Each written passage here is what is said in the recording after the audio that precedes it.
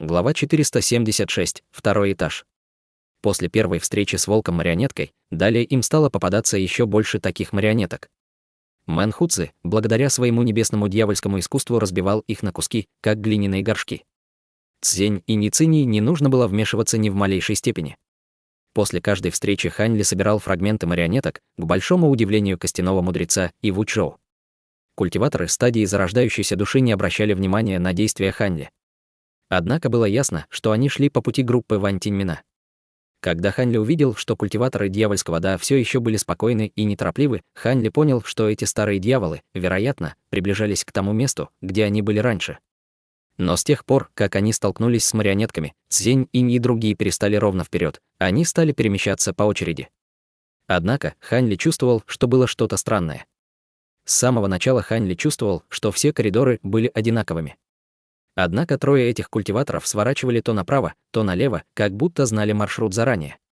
Если бы это были просто Цзень и Ницинь, которые уже бывали раньше во внутреннем зале, Хань Ли бы не счёл это странным. Возможно, они запомнили маршрут с их последнего пребывания здесь.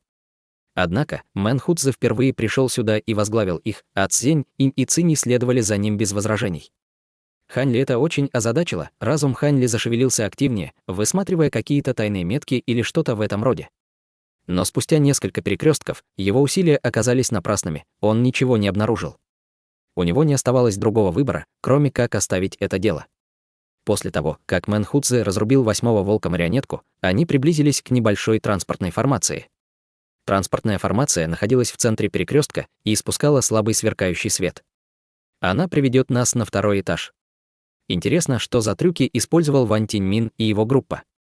«Неужели им на самом деле удалось опередить нас?» – проворчал Лао Маньцинь, глядя на транспортную формацию. Однако на его лице все еще была улыбка. Мэн Хуцзы холодно фыркнул и равнодушно сказал: «Вперед!» Даже если они опередили нас, небесный котел все равно не так просто заполучить. Вскоре он взошел на транспортную формацию. Лао Маньцинь улыбнулся. После того, как Мэн Хуцзы взошел на транспортную формацию, Цзень, Инь и Цинь какое-то время стояли неподвижно. Затем они переглянулись между собой и пристально посмотрели на Хань Ли.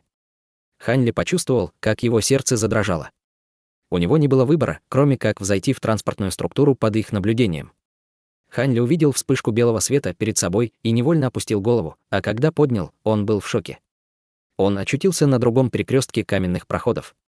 И если бы не Мэн Хуцзы, который стоял перед ним, Хань Ли бы решил, что транспортная формация потерпела неудачу. Пока Хань Ли был в растерянности, позади него вспыхнул белый свет, и он увидел остальную часть группы. Как только появился Цзень Инь, он тут же огляделся по сторонам. Он нахмурился и пробормотал, что за технику использовали люди праведного Да, чтобы путешествовать так быстро. «Я больше не могу их обнаружить». В глазах Лао Маньцинь мелькнул холодный свет, и он сказал: «Я чувствовал, что предложение, которое они сделали нам снаружи, было слишком странным. Судя по всему, они пытались нас обмануть. Но все равно будет хорошо, если сначала они попытаются захватить сокровище». Фактически, попытка заполучить небесный котел с помощью золотого нитевидного шелкопряда Вань Тиньмина – пустая трата времени. Пусть проверит свою удачу, а нам будет лучше, если мы просто подождем в засаде. Слова брата Циня имеют смысл. Однако мы не можем задерживаться слишком долго. Мы должны ускорить темп, Цзень Инь кивнул головой.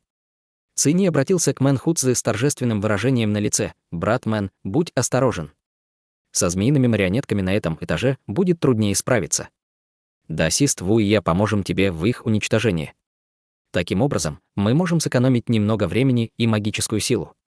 Давайте предотвратим слабость, которую может использовать против нас праведный Да. Змеиные марионетки. Звучит интересно. Делай, как хочешь», — небрежно сказал Мэн Хуцзы. Затем группа культиваторов дьявольского Да продолжила свой путь. Вскоре после этого Хань Ли заметил разницу между первым и вторым этажами. Перекресток на втором этаже был намного меньше, чем на первом.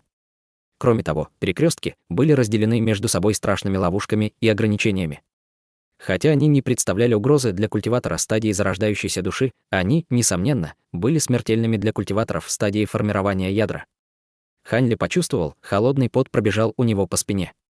Он совершенно не сомневался в том, что если бы он отправился на второй этаж в одиночку, он бы погиб. К тому моменту, когда они приблизились к перекрестку на втором этаже, Хань Ли наконец увидел змеиную марионетку. Она действительно выглядела отвратительной. Голова змеи была наполовину красной, наполовину синей, а тело ее было покрыто черными чешуйками. Спереди и сзади у нее было по 2 руки. В 2 передних руках были короткие зеленые копья, а в руках, которые были на спине, было 2 черных булавы, которые источали серую ци. Как только марионетка увидела их, она сразу же превратилась в черную полоску света и ринулась к ним со скоростью звука. Мэн Хуцзы завыл от смеха. Он бросился навстречу этой змее, активировав свое небесное дьявольское искусство. Следующая сцена привела Хань Ли в ужас. Змеиная марионетка была не необычайно быстрой, и хотя ее шквал атак не представлял для Мэн Хуцзы большой угрозы, ему пришлось защитить несколько жизненно важных мест. Поскольку он не использовал никаких магических сокровищ, он не мог по-другому напасть на нее. Хотя было неизвестно, из каких материалов были изготовлены зеленые копья, однако им удалось ранить Мэн Хуцзы по руке, оставив 2 пореза. На лице Мэн Хуцзы появилось изумление.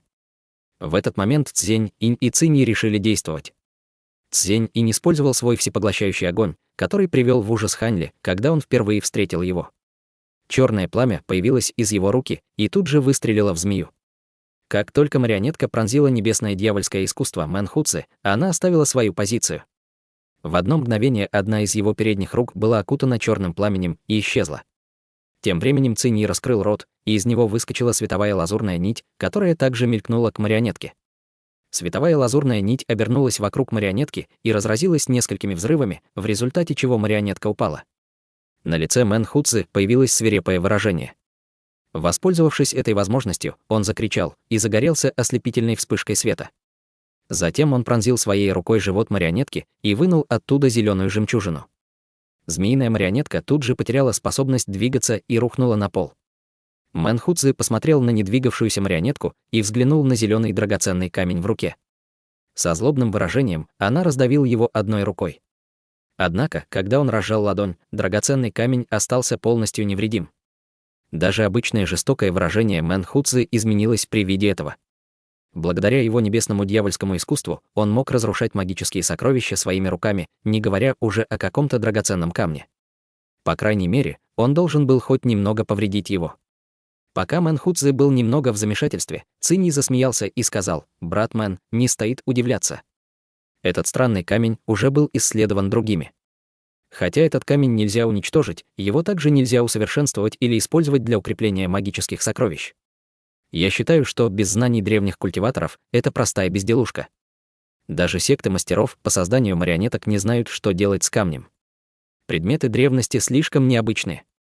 Младший, тебе, похоже, нравятся такие штуки. Возьми». Сказав это, Мэн Хуцзы поморщился и небрежно бросил камень Хань Ли. Хань Ли был в растерянности, однако машинально поймал камень. Поняв, что случилось, он молча положил его в сумку. Мельком взглянув на него, он подошел и стал рассматривать останки змеиной марионетки.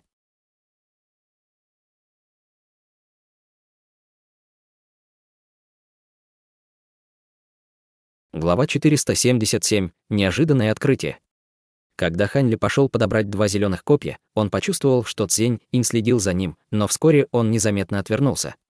Хотя это действие было довольно незаметным, это заставило сердце Хань Ли дрожать. Эти 2 коротких копья определенно были хорошим оружием, и Цзень Инь хотел их взять себе. Но он не мог сейчас забрать их силой, поскольку небесный котел был важнее. Однако, теперь у Цзень Иня появилась отличная причина, чтобы избавиться от Хань Ли после. С этой мыслью Хань Ли опустил голову и горько улыбнулся. Его выражение лица быстро пришло в норму, когда он поднял голову. После этого 3 культиватора зарождающейся души работали вместе. Хотя марионетки и ограничения на этом этаже были уже более серьезными, и удалось пройти на следующий этаж целыми и невредимыми. Спустя полдня на 5-м этаже внутреннего зала 3 человека что-то обсуждали шепотом. Это была группа культиваторов праведного Да, группа Вань Тиньмина. Неподалеку от них лежала огромная каменная платформа. Она была более 400 метров в ширину и около 100 метров в длину. Казалось, она была целиком сделана из цельного серого камня. Эта плита была покрыта световым барьером в несколько сотен метров. Внутри этого светового барьера было странное синее сияние. По мере возвышения сияние становилось все ярче, в результате световой барьер сиял так ярко, что нельзя было смотреть на него невооруженными глазами. Тем более невозможно было разглядеть, что внутри. У одной стороны каменной платформы был толстый кусок льда. Его сверкающее мерцание красиво контрастировало на фон серого камня рядом с ним. Вань Таньмин, стоявший перед каменной платформой, сказал глубоким голосом, что «Твоя магическая сила почти восстановилась. В этом случае скорее вперед. Хотя мы используем и ритуалы создания божественной судьбы, чтобы уклониться от марионеточных охранников, у нас все равно не так много времени. Мэн Хуцзы с помощью его небесного дьявольского искусства тоже легко может расправиться с марионетками. Только по достижении 4-го этажа ему придется приложить больше усилий. Старый даосист Тянь Уцзы согласился с ним. «Брат Вань, ты верно говоришь. Пойдемте быстрее и заберем сокровище». Старый темнокожий фермер молча кивнул и ничего не сказал. Вань Тиньмин не возражал против его действий. Он знал, что хотя этот сморщенный старик был молчалив, его искусство нефритового ядра было очень мощным.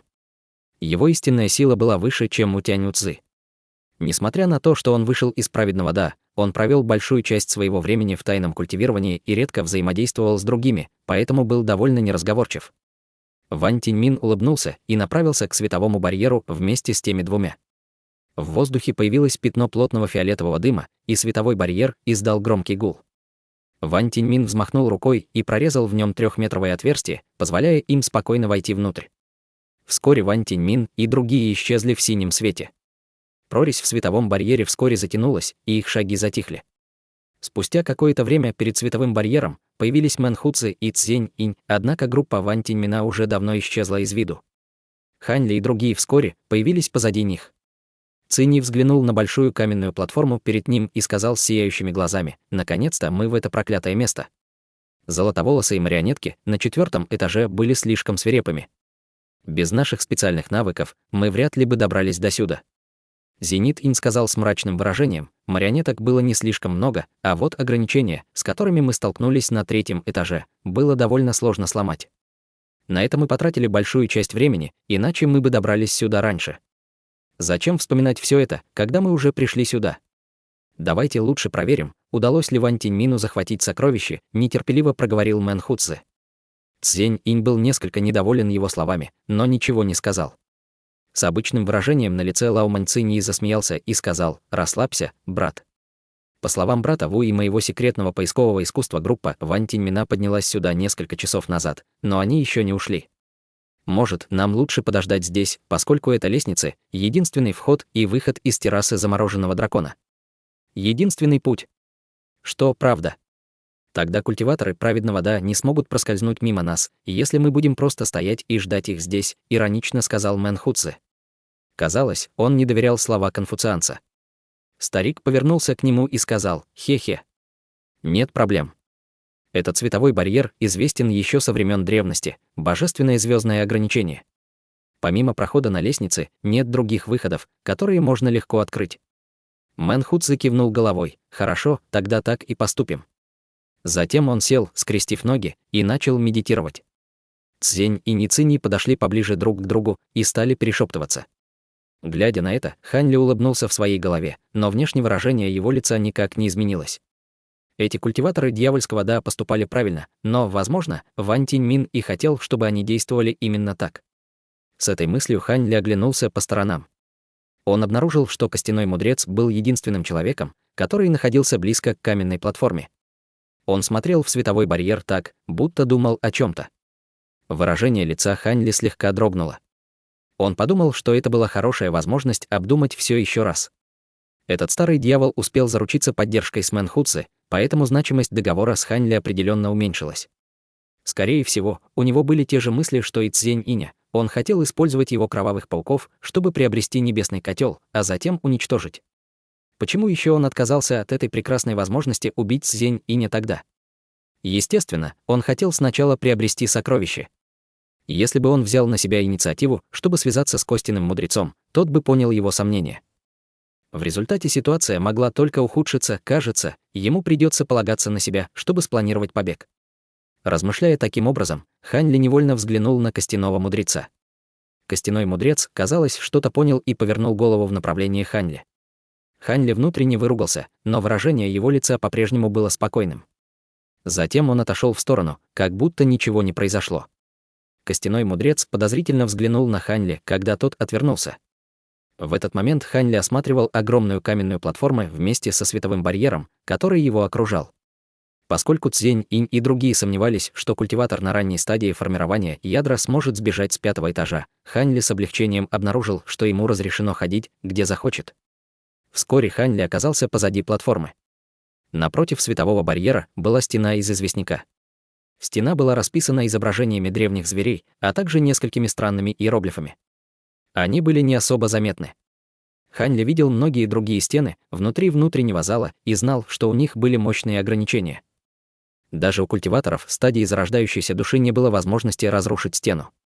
Таким образом, даже если Хань Ли знал, что стена вела за пределы внутреннего зала, он был совершенно бессилен.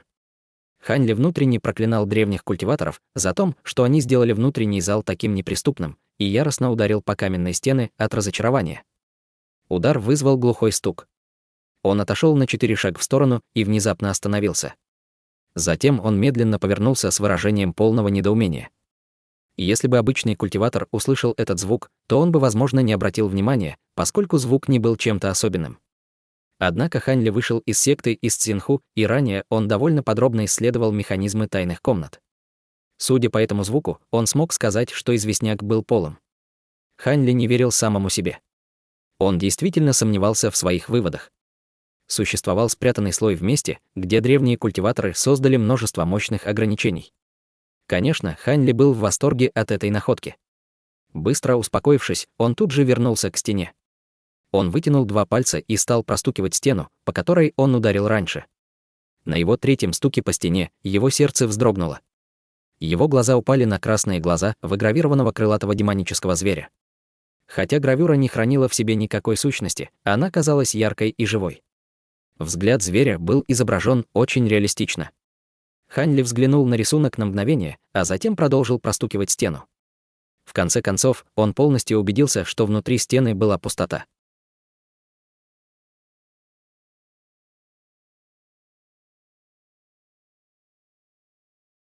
Глава 478. Золотой нитевидный шелкопряд, приобретающий сокровище. Хань Ли не сразу принял решение. Вместо этого он осторожно высвободил свое духовное чутье и обыскал окружающее пространство. Убедившись, что Цзень Инь и другие не шпионили за ним, он перестал колебаться и вытянул палец. Лезвие лазурного меча выступило с кончика его пальца. Хань Ли аккуратно прорезал в стене отверстие размером с кулак, прежде чем стал изучать его. Другой рукой он быстро описал окружность, в результате чего в каменной стене появилась щель. Хань Ли знал, что у него мало времени, поэтому мгновенно протянул руку в отверстие. Пространство внутри было небольшим.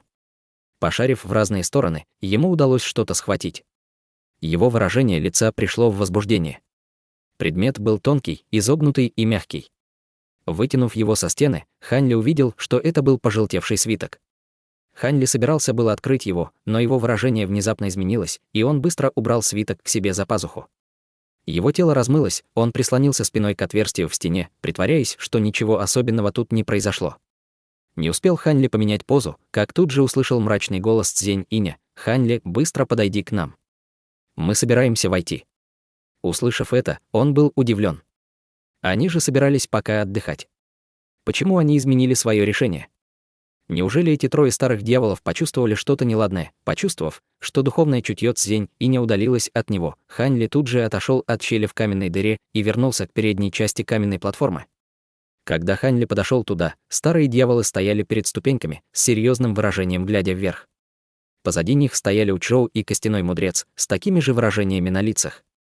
Хань Ли также перевел свой взгляд вверх по лестнице. Он мог увидеть только голубой свет, который мерцал ослепительно ярко. Несколько проблесков золотого света вспыхнули в голубом сиянии. Через мгновение эти проблески стали на несколько дюймов толще. Но из-за светового барьера Хань Ли не мог чувствовать ничего странного. Цзень Инь кивнул, когда Хань Ли подошел к ним. Он повернул голову к Мэн Хуцзи и сказал: «Брат Мэн, мой младший ученик, идемте. Я не ожидал, что золотой нитевидный шелкопряд Вань Тиньмина сможет на самом деле достать до небесного котла. Хотя я не знаю, как это произошло, лучше глянуть на это самим». Мэн Хуцзи молча приблизился к лестнице. Цзень Инь и остальные последовали за ним. Бум! Мэн Хуцзи сжал кулак, высвободив свое небесное дьявольское искусство, и яростно ударил по световому барьеру, открыв отверстие в 10 метров. Мэн Хуцзы взял на себя инициативу и вошел первым. Цзень Инь и Лао Маньцинь пристально уставились на Хань Ли, заставив его войти в барьер между ними. Костяной мудрец и Учжоу последовали за ними. Как холодно! Хотя Хань Ли сделал несколько приготовлений снаружи светового барьера, он невольно вздрогнул от холода, войдя в барьер. Он быстро покрыл свое тело световым барьером, значительно повысив температуру. Мэн Хуцзы не стал дожидаться остальных. Он направился прямо к центру сверкающего синего света большими шагами. Цинь и Мэн Хуцзы переглянулись между собой, усмехнулись и догнали его. Но перед тем, как Цзень Инь догнал Мэн Хуцзы, тот пристально взглянул на Хань Ли, показывая, что ему тоже следовало бы поторопиться. Хань Ли мысленно выругался на Цзень Иня. Он знал свое место и не думал о побеге. Он хотел хотя бы мельком взглянуть на свиток. Возможно, он мог ему помочь в нынешнем затруднительном положении. Однако взгляд Цзень Иня, казалось, о чем-то напомнил Учжоу. Тот стал пристально наблюдать за каждым движением Хань Ли. Костяной мудрец тоже с подозрением взглянул на Хань Ли. Хань Ли ничего не оставалось, кроме как ускорить шаги. Но, сделав несколько шагов, он невольно замедлился. Несмотря на то, что его световой барьер защищал от замерзающего голубого света, Хань Ли почувствовал, как холод проникал в его тело с каждым шагом все глубже. Через мгновение его лицо побледнело. Он тут же закрыл рот, опасаясь, что мороз проникнет в его ядро. В этот момент Хань Ли услышал голос Цзень Инь на ухо. Эмблема белого носорога защищает не только от жары, но она также работает против холода. «Чего же ты ждешь? Хань Ли тут же все понял и поспешно вытащил эмблему, повесив ее себе на пояс. В этот момент эмблема белого носорога засияла ярким светом, и Хань Ли тут же почувствовал, что его окружает тепло.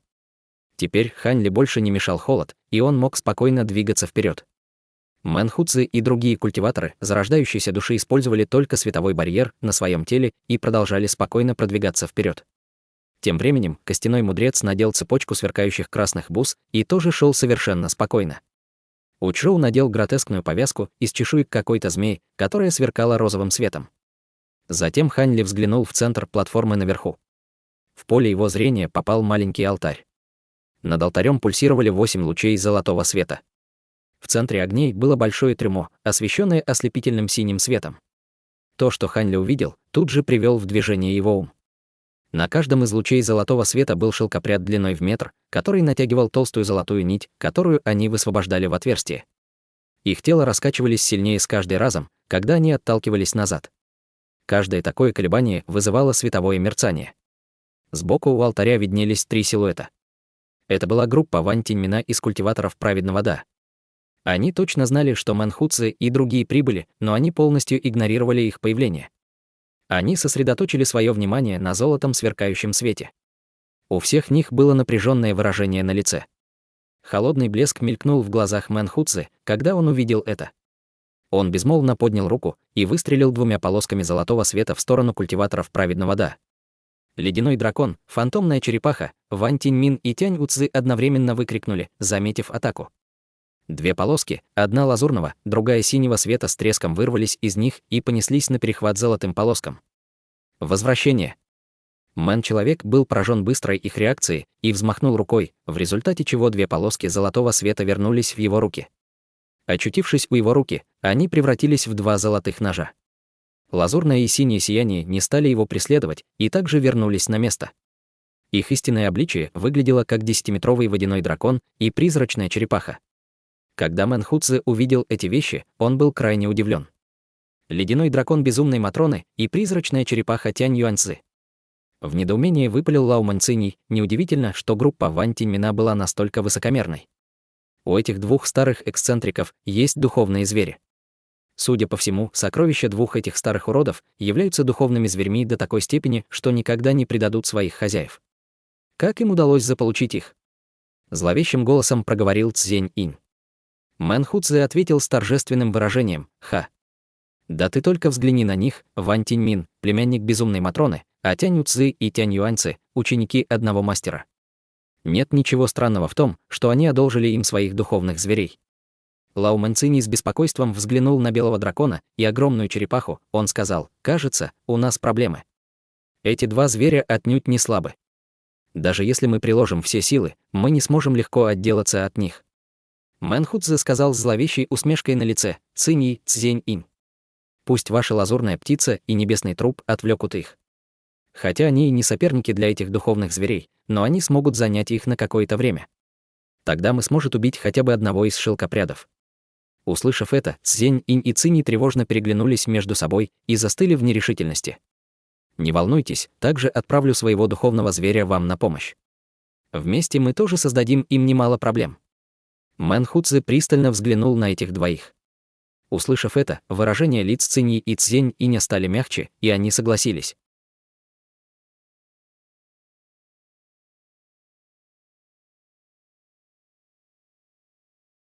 Глава 479. Небесный голубой цветок.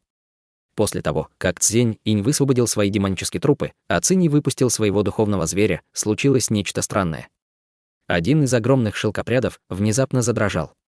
Золотой свет, окружавший его, померк. В это же самое мгновение его золотая нить была разорвана. Нехорошо. Культиваторы праведного Да вскрикнули тревожно, увидев это. Но прежде чем они смогли сделать что-либо, с остальными шелкопрядами случилось то же самое. Свет каждого из них померк, а золотые нити порвались.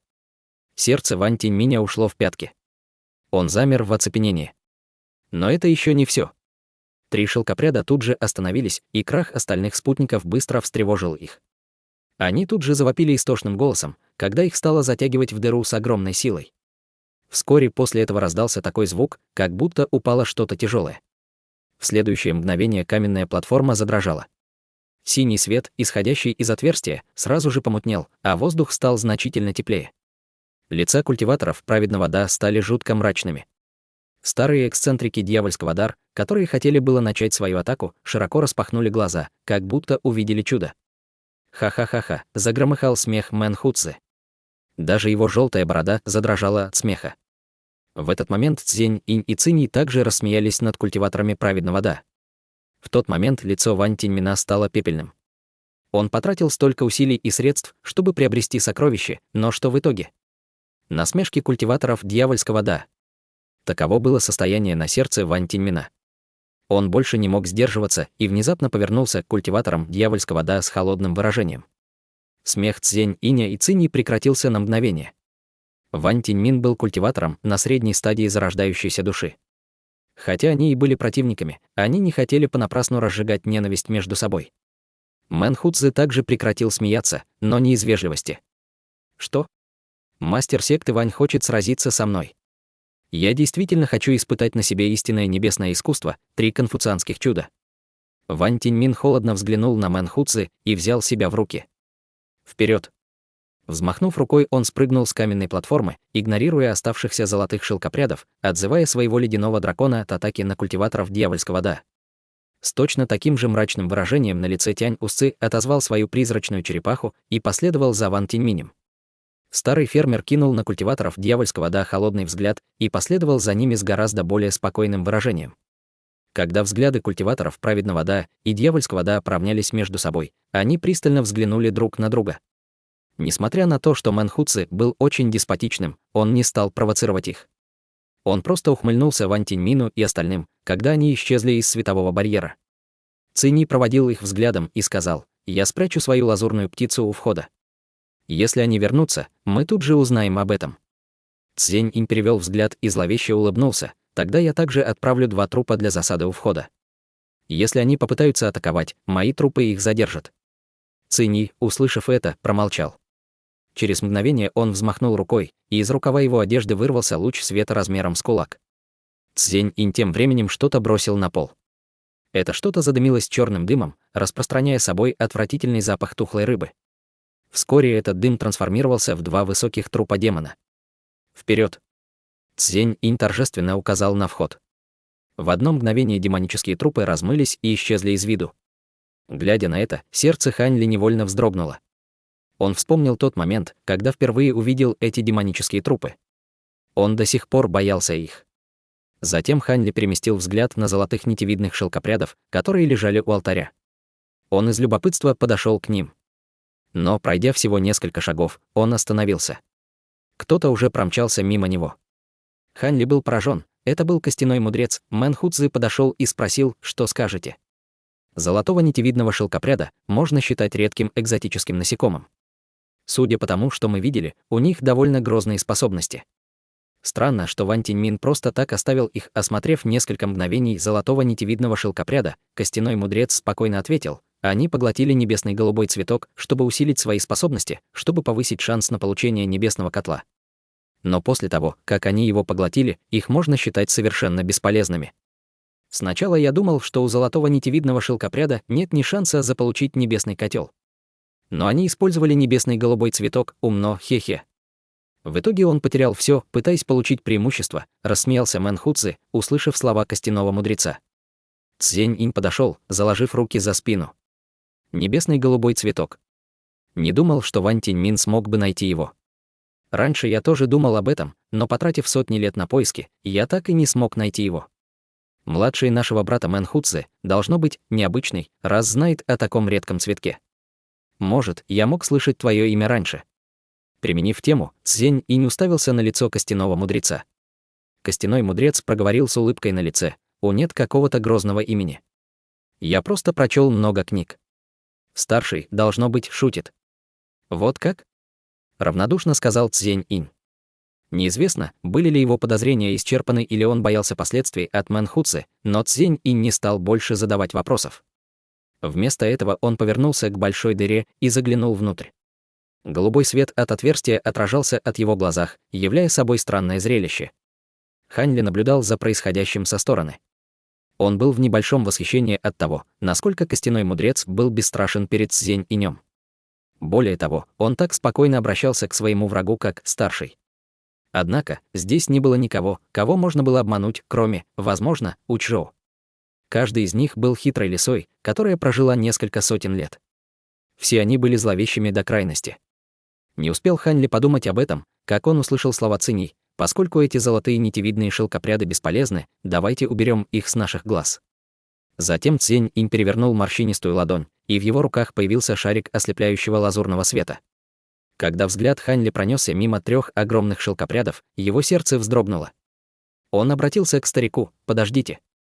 Мне очень интересны эти шелкопряды. Пожалуйста, отдайте их мне». На лице старика появилось как удивление, так и сомнение.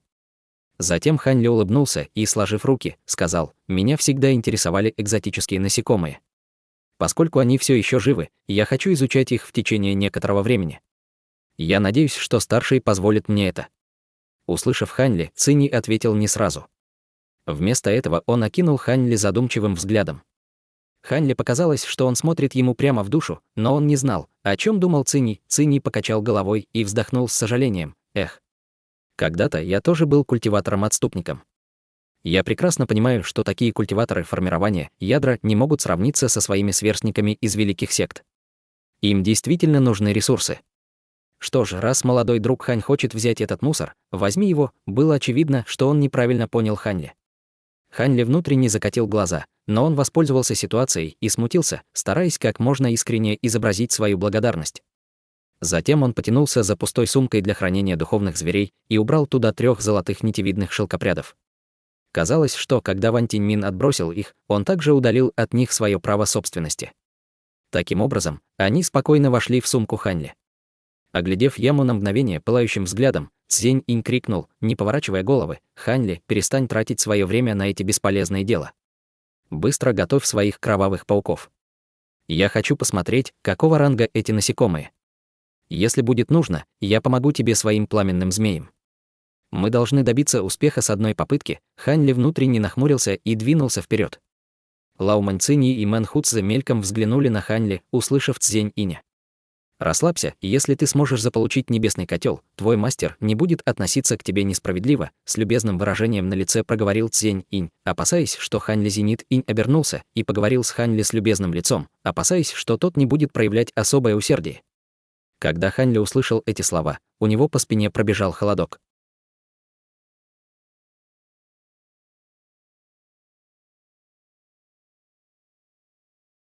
Глава 480. Захват сокровища. У Хань Ли, как всегда, было идеальное каменное лицо, без единого следа эмоций. Он спокойно подошел к дыре и глубоко вздохнул.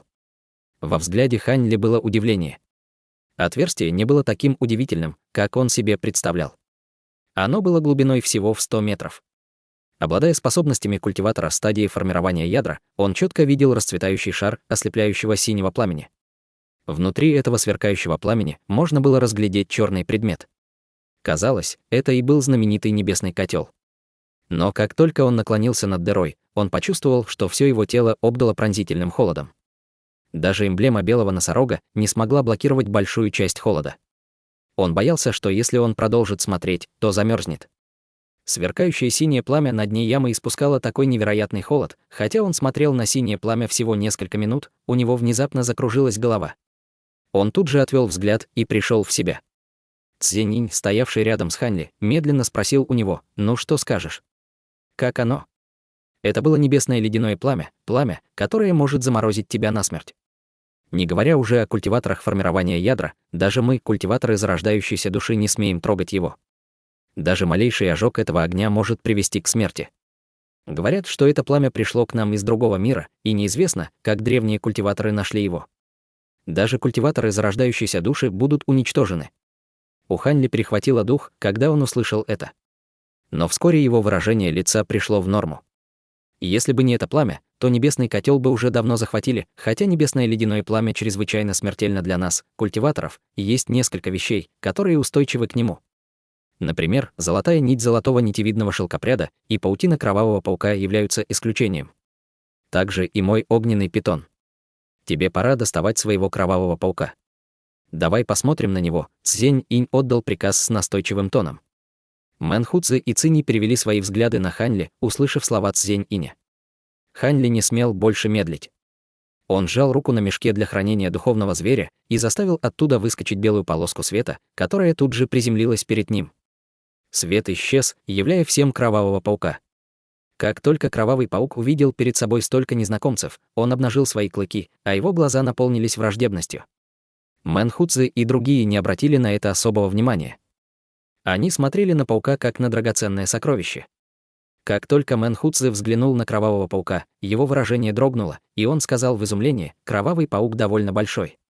Кажется, он сейчас на грани прорыва к 5-му рангу. У него есть хороший шанс захватить сокровище». Цзянь-инь также с волнением уставился на кровавого паука и сказал: «Хе-хе.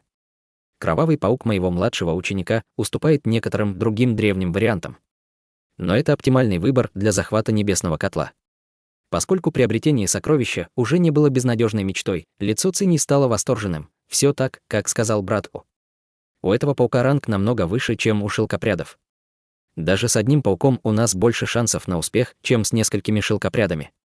Увидев, что с получением небесного котла теперь не должно быть проблем, Цзянь-инь отдал приказ: «Давайте начнем. Любая задержка может привести к неожиданным последствиям. Ханли, твой паук должен выпустить паутину в небесный котел и подтянуть его таким образом. 2 моих пламенных питона помогут ему». «Да». У Ханли не было выбора, кроме как согласиться. Цзянь-инь холодно взглянул на Учжоу и костяного мудреца и сказал: «Вы двое спуститесь ниже алтаря.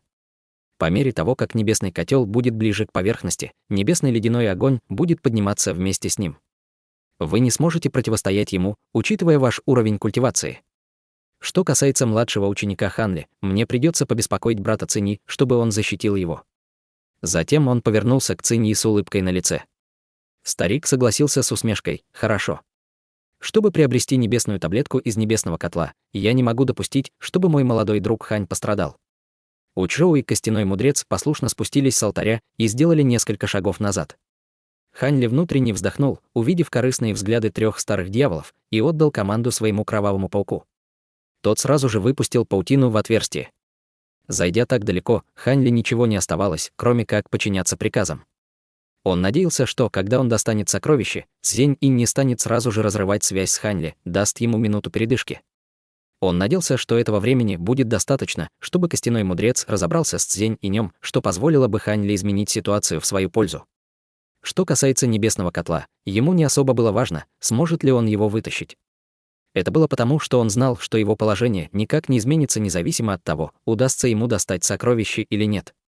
Пока Ханли внутренне планировал свои контрмеры, Цзянь-инь встал с противоположной стороны от отверстия. Он достал из своего халата черную сумку для хранения духовных зверей и перевернул его кверх ногами. По вспышке красного света на земле появились 2 15-метровых огненно-красных питона. У этих двух фантастических питонов были ярко-красные чешуйки размером с ноготь. На их головах были странные узоры, а их глаза сверкали красным светом, словно в них горело настоящее пламя. После того, как огненные питоны Цзень и не пришли в себя, он щелкнул пальцами и кинул им 2 черные лекарственные таблетки. 2 питона быстро схватили их в рот и проглотили. Вперед Цзень Инь указал на отверстие. 2 огненных питона лениво скользнули к отверстию. Глядя на это, Цзень Инь сделал странный жест и пробормотал ряд загадочных заклинаний, в результате чего произошло нечто удивительное. Ярко-красные чешуйки огненных питонов окрасились в черный цвет, и питоны с энтузиазмом начали следовать указаниям Цзень Иня. Бдыщ, огненные питоны свирепо ударили в землю своими хвостами, пробурив отверстие в метр глубиной.